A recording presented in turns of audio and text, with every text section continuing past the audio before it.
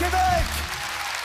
Wow! C'est la première fois de ma vie que je joue sur une scène à Québec. Première fois, c'est ce soir, c'est avec vous. Première fois, ben ouais! J'ai joué au Québec, mais première fois à Québec. Voilà, alors je prends le temps de vous regarder. Voilà, un petit peu comment vous êtes, comment, hein, voilà. Chacun avec sa différence, sa singularité, sa particularité, sa différence physique, vestimentaire, sociale. Il y a des gens au premier rang, des gens au dernier rang, c'est comme ça, c'est la vie, hein, on n'est plus rien là, oui. Mais ça veut rien dire, il y a des gens qui ont moins d'argent, qui ont économisé, qui sont là, et des riches radins au fond, ils voient mal, ils sont là, c'est comme ça, c'est la vie, on va rien dedans. Ah, ça me fait plaisir. On est différents et en même temps, au fond, on est tous les mêmes, les amis. Tous. Les mêmes folies, les mêmes failles, les mêmes obsessions. Est-ce que vous aussi, par exemple, quand vous allez à la station-service pour mettre de l'essence, vous voulez absolument arrondir le montant sur la pompe? Au centre près, ça sert à rien, c'est absurde. Genre, tu veux mettre 20 $ d'essence, t'y vas, brrr, et à 18, attends, hey. Le suspense. Et t'envoies des petits coups de pistolet prudents. Brrr, 19, wow, 19, ta femme te parle, tu dis ta gueule chérie, je suis en finale, arrête. 19,90, et là l'échec, le drame absolu. 20,02. Ah, tu dis j'en ai rien à foutre, je vais jusqu'à 21. Et t'y arrives pas et tu continues. Un jour j'étais jusqu'à 89 par fierté. Le carburant sortait du réservoir, je disais je m'en fous. Je continue, esti. On est tous pareils, les amis, tous. L'autre jour, je suis dans l'avion pour arriver à Montréal. Il y a un mec assis à côté de moi, il se mouche et après il regarde. Pourquoi? Pourquoi il regarde? Pourquoi il analyse? S'il y en a trop, il va en remettre. Comment ça se passe? On est tous pareils. Tous. L'autre jour, j'étais avec ma copine à la maison, tranquille. On était en train de discuter. Et je me suis dit, on est tous pareils. On était dans une soirée peinard, tranquille, calme. Soirée sans obstacle, ok? Sans obstacle. Au Québec, on dit pas la fin des mots, hein. C'est un de ces trucs qui existent. En tant qu'humoriste, on dit obstacle. Alors, c'est comme ça. Au Québec, je sais pas pourquoi. Hein, ils ont enlevé les TE à la fin de tous les mots. Et ils l'ont remis à ici. Ils ont fait un montage, je sais pas.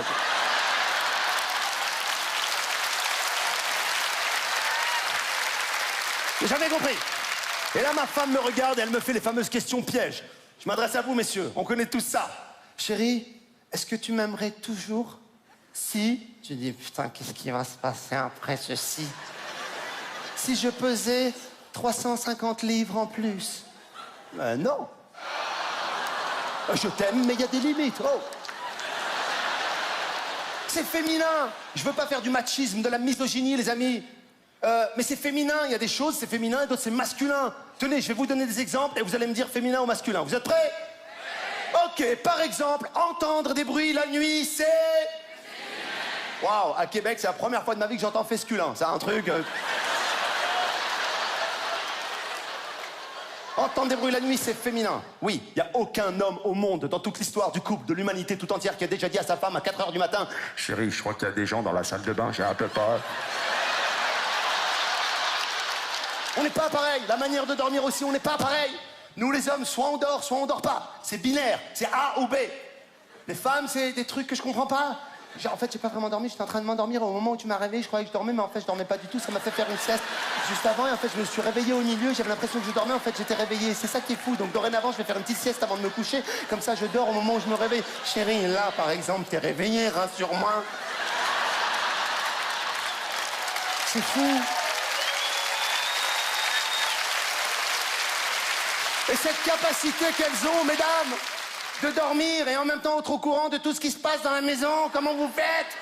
Nous, on dort, il peut y avoir un tremblement de terre. Vous avez un sommeil en Bluetooth. C'est pour ça que quand tu bouges un orteil, elle te dit « Tu vas où ?» J'ai jamais compris vos questions de « Tu vas où ?» Il est 4 h du matin, je suis en caleçon, je suis presque à poil. Où tu veux que j'aille? Soirée déguisée? Non, je vais pisser, oui.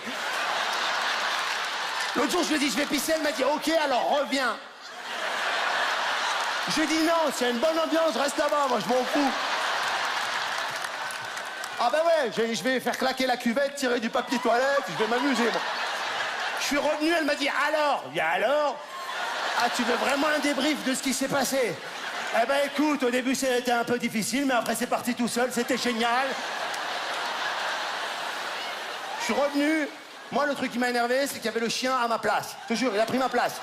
Ça m'a énervé. Déjà, j'aime pas les animaux, ok? J'aime pas les animaux, je le dis, haut et fort. Voilà.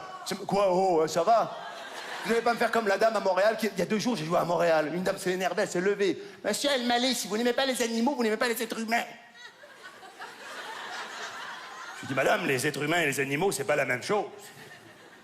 Et si c'était la même chose, on aurait déjà entendu des phrases du genre...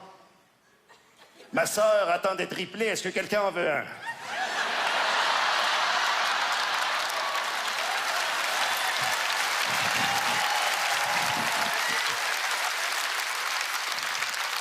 Dire j'aime pas les animaux, c'est une manière de déclencher une réaction tellement vive, rapidement, tu vois.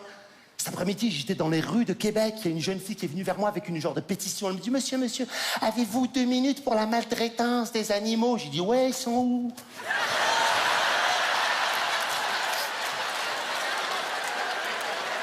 Le pire, les amis, je voudrais vous le dire, pour moi, ce sont les poissons. Le pire, l'espèce la plus conne, naïve, idiote, le poisson. Le poisson, ça fait des années que la pêche existe. Il n'y a pas un poisson au monde qui s'est aperçu du petit coup de l'hameçon avec le ver de terre. Putain, ils sont cons. Je sais ce que vous allez me dire. Ouais, mais comment tu veux qu'ils s'en aperçoivent puisqu'ils sont morts, ils peuvent pas s'avertir les uns les autres? Oui, ils peuvent. Parce qu'il y a des gens qui pêchent et quand ils ont le poisson, ils le relâchent. Et ben ceux qui ont été relâchés, ils peuvent aller avertir les autres poissons. Putain, merde. Ouais! Ça paraît con, mais il y a des gens, ils font ça. Ils restent pendant 3 heures et dès qu'ils ont attrapé le poisson, ça existe. Ils lui défoncent bien la gueule, hein. Ils le triturent bien comme il faut, ils en font un bon tartare. Le gars, il a l'ouïe qui est défoncé, il a l'œil qui sort, et après ils disent « Allez, vas-y, regagne l'océan, tu es libre avec tes amis. » T'imagines un chasseur qui ferait la même chose, il tire un oiseau, paf! Allez, retourne dans le ciel maintenant.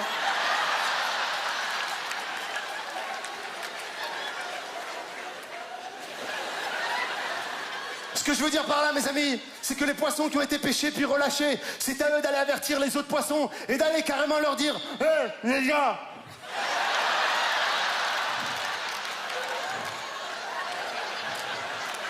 Ils m'ont défoncé la gueule, je suis plus capable, là, je sais pas ce qui se passe.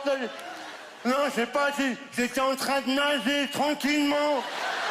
J'ai vu un ver de terre, j'ai mordu, putain, je suis monté à une de ces vitesses.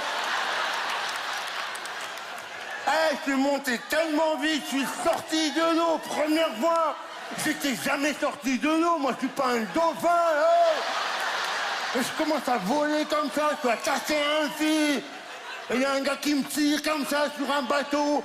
J'atterris sur le bateau, qui je vois? Ton cousin. Je te jure, ton cousin allongé sur un genre de plateau avec des légumes ici, de la mayonnaise ici, comme ça.